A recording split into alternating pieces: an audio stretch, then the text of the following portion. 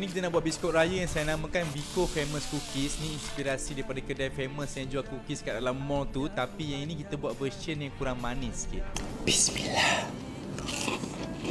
First, kita perlukan buttercup sebab dia akan bagi rasa yang lagi creamy. Ni korang masuk dalam 250 gram macam tu dengan satu cawan brown sugar, sebiji telur. Lepas tu korang whiskkan sekejap sebelum masukkan 2 cawan tepung gandum, setengah cawan tepung jagung, 1 sudu kecil baking soda dengan baking powder sikit. Untuk bagi cookies ni lagi sedap, kita nak guna serbuk Biko ni. Korang masuk ke dalam setengah cawan macam tu. Lepas tu boleh whiskkan sekejap. Masukkan lagi 200 gram coklat chip dan boleh gaul sampai alunan ni sebati dan simpan dalam peti sejuk sekurang-kurangnya 30 minit. Bila tekstur dia dah keras sikit macam ni, so sekarang masa untuk bentukkan pula. Next, boleh susunkan elok-elok atas tray macam ni. Lepas tu boleh bakar dengan suhu 150 darjah selama 12 ke 15 minit. Cookies ni memang extra sedap bila letak Biko. Dia crunchy, lepas tu tak terlalu manis. Rasa coklat pun balance je. Ni kalau nak buat sesi baking dengan anak-anak pun sesuai sebab tak susah sangat pun. So, selamat mencuba.